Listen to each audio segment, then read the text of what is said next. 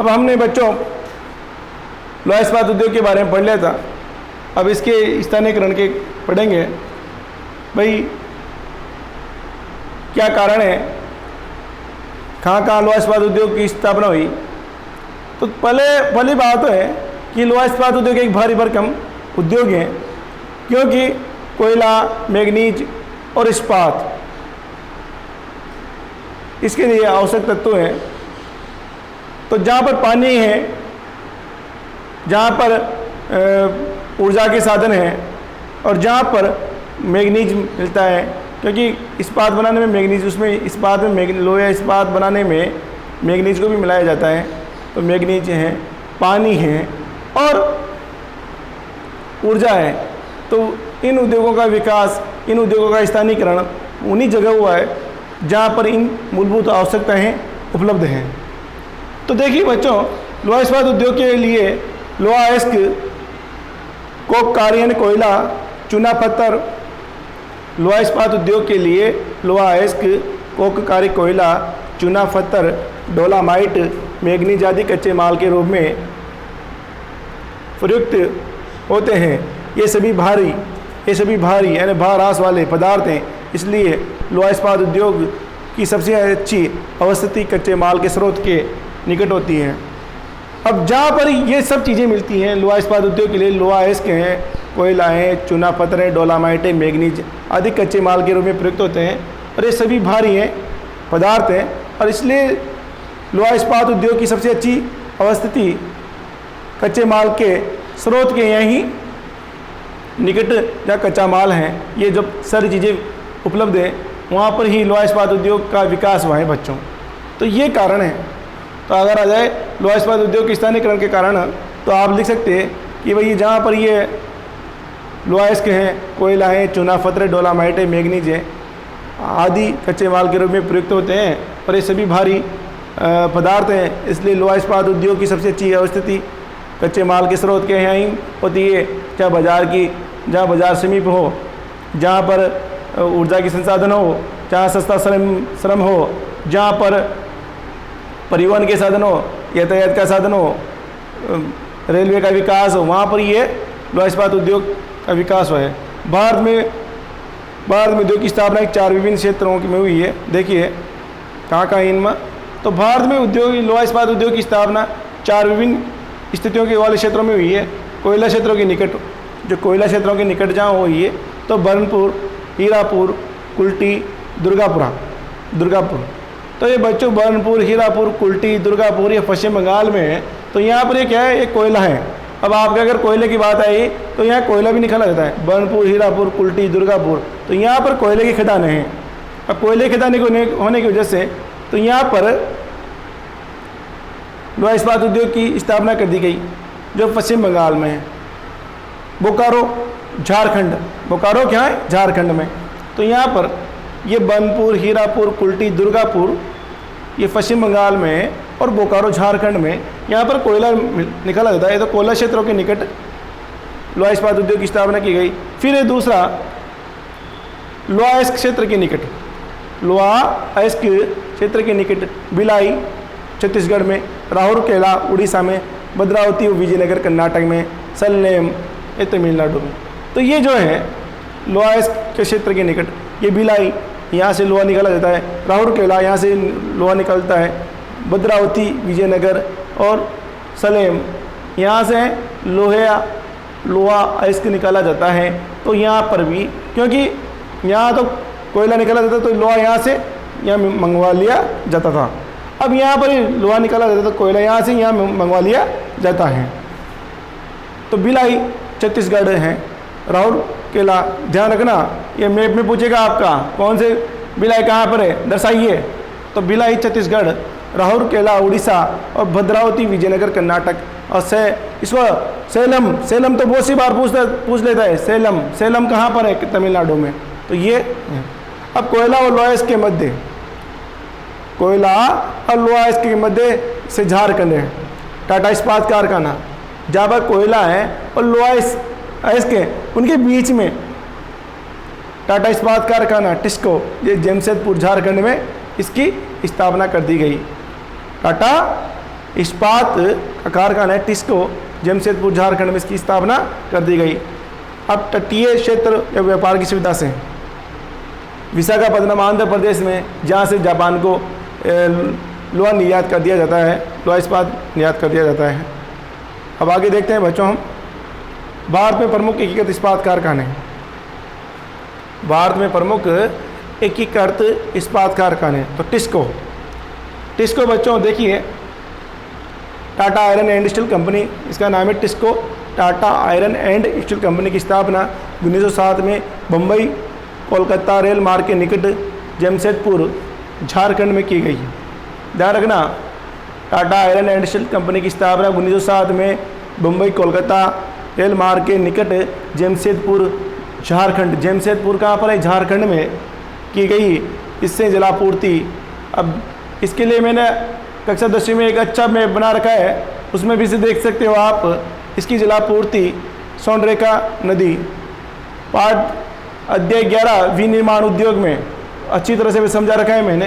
तो इसकी जलापूर्ति स्वर्णरेखा नदी, तो इसकी जो जहाँ इसमें टाटा आयरन जो स्टील कंपनी है, इसमें इसके लिए जल की आपूर्ति जो है वो स्वर्णरेखा नदी से हो जाती है, जो झारखंड में स्थित है। लोहा नोहा मंडी और बादामपाड़ उड़ीसा से मंगाया जाता है। कोयला झरिया और बोकारो ये झारखंड से प्राप्त किया जाता है। यहाँ से निर्मित इस्पात को कोलकाता बंदरगाह से निर्यात किया जाता है। तो ध्यान रखना बच्चों, जो Tata iron and steel company की स्थापना 1907 में बम्बई कोलकाता रेल मार्ग के बीच में निकट जमशेदपुर झारखंड में की गई। इसकी जलापूर्ति जल की स्वर्णरेखा नदी से हो जाती है और लोहा नोहा मुंडी और बादामपाड़ से मंगाया जाता है। कोयला झरिया और बोकारो से मिल जाता है। तो यहाँ से निर्मित जो लोहा इस्पात को कोलकाता बंदरगाह से जापान को निर्यात कर दिया जाता है। नेक्स्ट इसको भारतीय लोहा इस्पात कंपनी, इसको तो भारतीय लोहा इस्पात कंपनी जो है इसको है, इसकी स्थापना 1919 में की गई थी बनपुर पश्चिम बंगाल में की गई थी बच्चों। इसको तो भारत में लोहा इस्पात कंपनी इसको की स्थापना 1919 में बर्नपुर पश्चिम बंगाल में की गई थी और इसके अधिकार क्षेत्र में आने वाले 3 इस्पात संयंत्र हैं, हीरापुर, कुल्टी, बर्नपुर। तो देखिए बच्चों, जो इसको है भारतीय लोहा इस्पात कंपनी, इसको की स्थापना 1919 में की गई थी बर्नपुर में। जब ये की इकाई थी, ये 1919 में बर्नपुर पश्चिम बंगाल में की गई थी। इसके अधिकार क्षेत्र में आने वाले 3 इस्पात संयंत्र हैं, हीरापुर, कुल्टी, बर्नपुर। हीरापुर, कुल्टी और बर्नपुर, इन तीनों इकाइयों को मिलाकर 1936 में एक कर दिया गया और एक करके इसका नाम रख दिया इसको। हीरापुर, कुल्टी, बर्नपुर, इन 3 इकाइयों को मिलाकर एक कर दिया गया और इसका नाम रख दिया इसको। दामोदर घाटी कोयला क्षेत्र है, दामोदर घाटी कोयला, दामोदर नदी घाटी उसका जो आसपास का जो क्षेत्र है, वहाँ से रानीगंज है, हीरापुर है और रामगढ़। रानीगंज पश्चिम बंगाल में, हीरापुर और रामगढ़ के निकट कोयला तो इस इस्पात संयंत्र को दामोदर घाटी कोयला क्षेत्र से रानीगंज, हीरापुर है और रामगढ़ के निकट से कोलकाता आसनसोल रेल मार्ग पर स्थित है। तो इसको जो कोयला है बच्चों वो दामोदर घाटी से मिल जाता है और इसका जो है कोलकाता आसनसोल के रेल मार्ग पर स्थित है इसको कंपनी, और 2005 में इसका विलय सेल में कर दिया गया, स्टील अथॉरिटी ऑफ इंडिया। तो सेल में कर दिया गया है 2005 में इसका विलय। तो ये 5 इकाइयाँ ओके एक हो गई। अभी मैंने अभी विस्को, तो देखिए बच्चों, Visvesvaraya iron and steel company, Visvesvaraya iron and steel plant ये भद्रावती कर्नाटक में स्थित है। विस्को तो Visvesvaraya iron and steel plant ये भद्रावती कर्नाटक में स्थित है। ध्यान रखना, Visvesvaraya iron and steel plant कहाँ पर स्थित है? तो भद्रावती कर्नाटक में स्थित है। भारत के इससे पहले सार्वजनिक लोहा इस्पात संयंत्र की स्थापना की गई। भारत के इससे पहले सार्वजनिक लोहा इस्पात, तो बच्चों ये सरकारी सेक्टर की कंपनी है, ये सरकारी सेक्टर की कंपनी है। तो भारत के ये पहली सरकारी सेक्टर की कंपनी, ये भारत के इसे पहले सार्वजनिक लोहा इस्पात संयंत्र की स्थापना 1923 में की गई। इससे पूर्व ये मैसूर लोहा और इस्पात वर्कर्स के नाम से जाना जाता था। 1923 में इसकी स्थापना 1923 में की गई थी बच्चों। तो इससे पहले ये विश्वेश्वरैया जो आयरन एंड स्टील प्लांट था, ये मैसूर लोहा और इस्पात वर्कर्स के नाम से जाना जाता था। इसे जो ऊर्जा है कावेरी नदी पर स्थित जोग जलप्रपात से वह जल भद्रावती नदी से प्राप्त होता है। जो ऊर्जा है बच्चों इसके लिए जो कावेरी नदी पर जो जोग जलप्रपात है कर्नाटक में है उससे मिलती है और जल इसके भद्रावती नदी से प्राप्त होता है। ये विशिष्ट इस्पात अवयवों का उत्पादन करता है। नेक्स्ट है राउरकेला इस्पात संयंत्र उड़ीसा में। देखिए बच्चों जो राउरकेला इस्पात संयंत्र है उड़ीसा में, ये जर्मनी के सहयोग से स्थापित किया गया था। जर्मनी सरकार के सहयोग से स्थापित किया गया था। जर्मनी के सहयोग से 1959 में उड़ीसा के सुंदरगढ़ जिले में राउरकेला इस्पात संयंत्र की स्थापना की गई। इस संयंत्र को कच्चे माल की निकटता के आधार पर स्थापित किया गया। ये संयंत्र है एक कच्चे माल की निकटता के आधार पर स्थापित किया गया। इस प्रकार का भार ह्रास वाले कच्चे माल का परिवहन लागत कम हो जाती है और इस संयंत्र को जो ये राउरकेला जो इस्पात संयंत्र है इस संयंत्र को कोयला झरिया झारखंड से, लोहा सुंदरगढ़ से और सुंदरगढ़ उड़ीसा से और विद्युत हीराकुंड परियोजना से और जल कोयल और शंकर नदियों से प्राप्त होता है।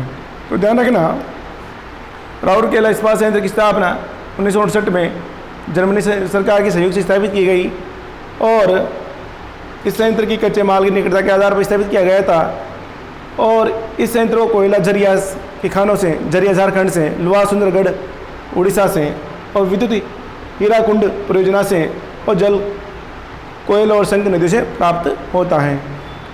नेक्स्ट देखते हैं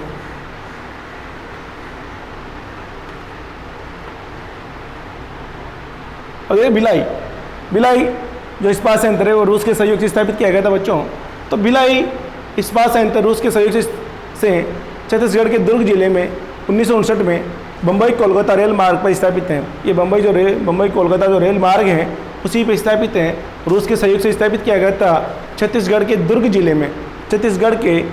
जिले में भिलाई इस्पात संयंत्र स्थापित किया गया था और ये रूस के सहयोग से स्थापित किया गया था और 1959 में स्थापित किया गया था। इस संयंत्र को लोहा दिल्ली राजहरा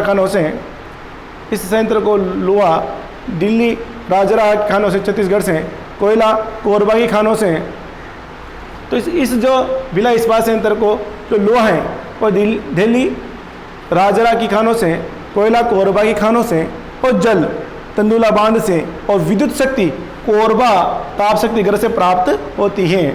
तो ध्यान रखना तो जो भिलाई इस्पात संयंत्र है इसको लोहा कहाँ से मिलता है? दिल्ली राजहरा की खानों से, छत्तीसगढ़ में ही है। कोयला कोरबा की खानों से, ये भी छत्तीसगढ़ में ही है। जल तंदुला बांध से और विद्युत शक्ति कोरबा ताप शक्ति घर से प्राप्त होती है।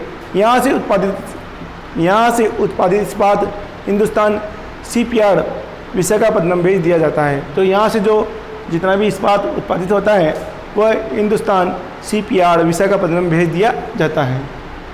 नेक्स्ट है दुर्गापुर इस्पात संयंत्र जो पश्चिम बंगाल में है बच्चों।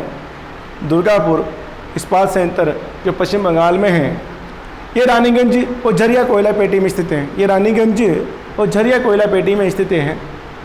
तो लोहा एस्क नुआ मंडी से प्राप्त होता है। नुआ मंडी उड़ीसा से प्राप्त होता है। जल और ऊर्जा दामोदर घाटी परियोजना से प्राप्त होते हैं। तो ये बच्चों ये है। तो दुर्गापुरा इस्पात संयंत्र की स्थापना पश्चिम बंगाल में की गई थी। ये रानीगंज झरिया कोयला पेटी में स्थित है। लोहा एस्क नुआ मंडी से प्राप्त होता है। जल और ऊर्जा दामोदर घाटी परियोजना से प्राप्त होता है। ध्यान रखना। बोकारो इस्पात संयंत्र झारखंड में है। तो बोकारो जो है तो आपसे पूछ सकता है कि बोकारो इस्पात संयंत्र किसके द्वारा है? क्योंकि रूस ने एक तो भिलाई इस्पात संयंत्र की स्थापना की थी और एक बोकारो इस्पात संयंत्र की स्थापना की थी। तो बोकारो इस्पात संयंत्र झारखंड रूस के सहयोग से 1964 में बोकारो व दामोदर नदियों के संगम पर स्थापित किया गया। रूस के सहयोग से 1964 में बोकारो व दामोदर नदियों के संगम पर स्थापित किया गया। इस संयंत्र की स्थापना परिवहन लागत न्यूनीकरण के सिद्धांत के आधार पर की गई थी। इस बोकारो संयंत्र की स्थापना परिवहन लागत न्यूनीकरण के सिद्धांत पर की गई थी, जिसके अनुसार बोकारो और राउरकेला संयुक्त रूप से राउरकेला प्रदेश से अयस्क प्राप्त करते हैं और वापसी में मालगाड़ी राउरकेला से कोयला ले जाते हैं। जल व शक्ति दामोदर घाटी परियोजना से प्राप्त होती है। अब देखिए भाई, तो बोकारो इस्पात संयंत्र की स्थापना झारखंड में रूस के सहयोग से 1964 में बोकारो दामोदर घाटी नदियों के संगम पर स्थापित किया गया था। इस संयंत्र की स्थापना परिवहन लागत न्यूनीकरण के सिद्धांत पर, यानी कि परिवहन लागत के न्यूनीकरण सिद्धांत पर की गई थी, आधार पर की गई थी, जिसके अनुसार बोकारो और राउरकेला संयुक्त रूप से राउरकेला प्रदेश से अयस्क प्राप्त करते हैं और वापसी में मालगाड़ी में राउरकेला से कोयला ले जाते हैं। तो ये एक दूसरे से राउरकेला से तो अयस्क प्राप्त करते हैं, लोहा अयस्क प्राप्त करते हैं और फिर वहाँ से बोकारो से कोयला मिल आ जाता है। तो एक दूसरे से बोकारो से कोयला और राउरकेला से लोहा अयस्क, तो इधर से कोयला उधर से लोहा अयस्क, इधर से कोयला उधर से लोहा अयस्क, और वापसी मालगाड़ी में राउरकेला से कोयला ले जाते हैं। तो जल व शक्ति दामोदर घाटी परियोजना से प्राप्त होता है। अब देखिए आगे अन्य विशाखापत्तनम में विशाखापत्तनम आंध्र प्रदेश में, विजयनगर कर्नाटक में, सलेम ये तमिलनाडु आदि अनेक प्रमुख लोहा इस्पात कारखाने हैं। अब देखिए बच्चों, एल्यूमिनियम उद्योग, अब है एल्यूमिनियम उद्योग। तो ये आपका लोहा इस्पात उद्योग कंप्लीट हो चुका है पूरा। अब है बच्चों एल्यूमिनियम उद्योग।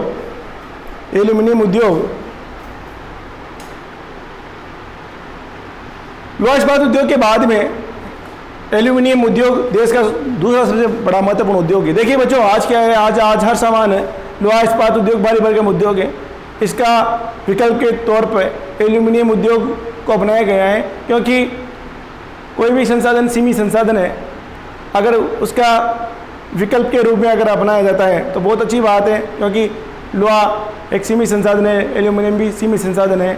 तो एल्यूमिनियम आज हर बर्तन है, तार हैं, विद्युत के तार हैं, जो छोटे मोटे सामान हैं, एरोप्लेन, हवाई जहाज का चादर है, ये सब एल्यूमिनियम है। बॉक्साइट इसका अयस्क है, उससे बनते हैं। तो हम देखें एल्यूमिनियम उद्योग, लोहा इस्पात उद्योग के बाद में एल्यूमिनियम उद्योग देश का दूसरा बड़ा महत्वपूर्ण उद्योग है। दूसरा बड़ा महत्वपूर्ण उद्योग है बच्चों, बॉक्साइट धातु को शुद्ध करने पर, बॉक्साइट धातु को शुद्ध करने पर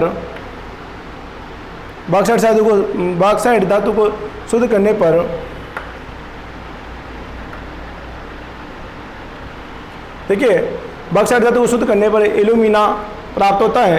एल्यूमिनियम उद्योग में ऊर्जा की अधिक आवश्यकता होती है। इसी कारण ये उद्योग शक्ति के स्रोत तक कोयले या बिजली उत्पादक केंद्र के समीप स्थापित किए जाते हैं। एल्यूमिनियम उपयोग,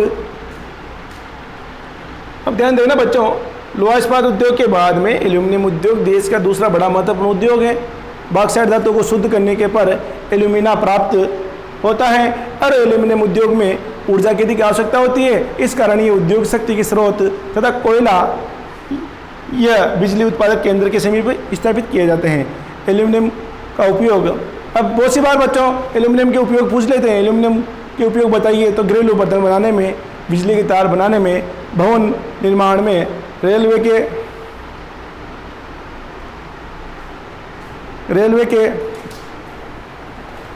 के सामान बनाने में,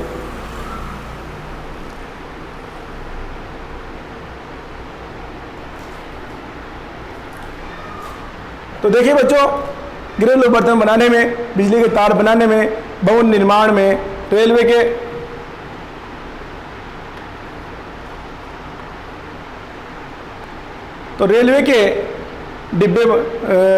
जो डिब्बे हैं उन बनाने में, वायुयान में, मोटर गाड़ियों आदि के निर्माण में किया जाता है। तो ध्यान रखना, क्या किस चीज़ में आते हैं एल्यूमिनियम का उपयोग? घरेलू बर्तन बनाने में, बिजली के तार बनाने में, भवन निर्माण में, रेलवे के डिब्बे बनाने में, वायुयान में, मोटर गाड़ियों आदि में निर्माण किया जाता है। अब इसके उद्योग की बात करते हैं बच्चों। क्या हो गया है, किसे चिपक गया ये। अब देखिए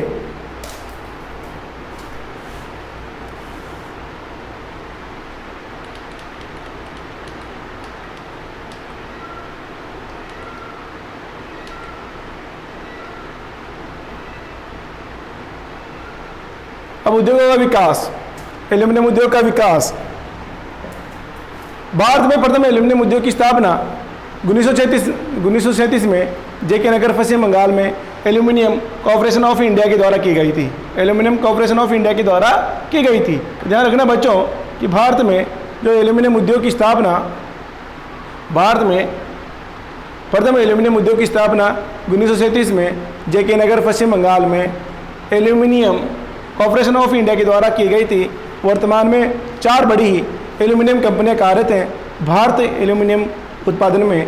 दूसरे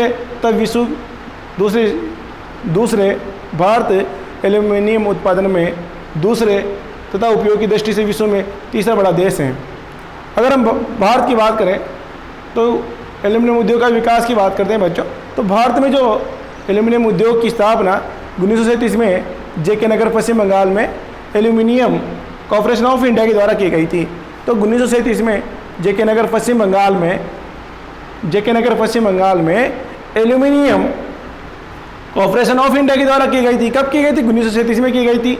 वर्तमान में 4 बड़ी एल्यूमिनियम कंपनियां कार्यरत हैं। वर्तमान में भारत में 4 बड़ी एल्यूमिनियम कंपनियां कार्यरत हैं। कौन कौन सी कंपनियां? भारत में एल्यूमिनियम उत्पादन में दूसरे स्थान पर है तथा उपयोग की दृष्टि से विश्व में तीसरा बड़ा देश है। उपयोग की जनसंख्या इतनी है तो यहाँ पर उपयोग की दृष्टि से विश्व में तीसरा बड़ा देश है। आगे थोड़ा ये मिस्टेक कर रहा है। तो देखिए एल्यूमिनियम उद्योग की समस्या, क्या क्या समस्या है? विदेशी व्यापार से प्रतिस्पर्धा। एल्यूमिनियम उद्योग में क्या क्या समस्या है बच्चों? तो एक तो विदेशी व्यापार से प्रतिस्पर्धा, निर्यात में वृद्धि करने में असमर्थ, शक्ति के साधनों का केंद्रीकरण, उत्पादन की उच्च लागत, अविकसित घरेलू बाजार आदि। तो वही एल्यूमिनियम उद्योग के सामने समस्या है कि विदेशी व्यापार में प्रतिस्पर्धा। हमारा जो एल्यूमिनियम है, जो भारत का एल्यूमिनियम है वो थोड़ा घटिया किस्म का है। उस एल्यूमिनियम है जो इतना अच्छा नहीं है, तो उसको विदेशी व्यापार में प्रतिस्पर्धा करनी पड़ती है। विदेशी व्यापार में प्रतिस्पर्धा करनी पड़ती है। निर्यात में वृद्धि करने में असमर्थ इसलिए है क्योंकि जनसंख्या विश्व की दूसरे नंबर पर जनसंख्या है। जितना भी एल्यूमिनियम का उत्पादन होता है वो यहीं खपत हो जाती है। शक्ति के साधनों का केंद्रीकरण, हमारे भारत में पारदर्शी का संतुलन पाया जाता है। कई जगह तो शक्ति के साधन एक जगह ही है, कहीं कुछ भी नहीं है। तो इस वजह से भी इस उद्योग को विकास करने में बहुत सारी समस्या है, क्योंकि ये भारी भरकम वाला उद्योग है। तो शक्ति के जो साधन हैं, ऊर्जा है, कोयला है, इसके अलावा पानी है, ये जितने भी साधन है, शक्ति के साधन है, इनका एक ही जगह केंद्रीकरण है कि इस वजह से ये समस्या है। उत्पादन की ऊँची लागत, जो उत्पादन किया जाता है बच्चों उसमें ऊँची लागत आती है, उसमें जो लागत है वो ज़्यादा आती है। तो उत्पादन में ऊँची लागत होने की वजह से एल्यूमिनियम उद्योग में भी ये भी समस्या है। दूसरा, अविकसित घरेलू बाजार, जो हमारा बाजार है वो विकसित मात्रा में नहीं है। अब है एल्यूमिनियम उद्योग का स्थानीयकरण। एल्यूमिनियम उद्योग के स्थानीयकरण की बात कर रहे हैं हम।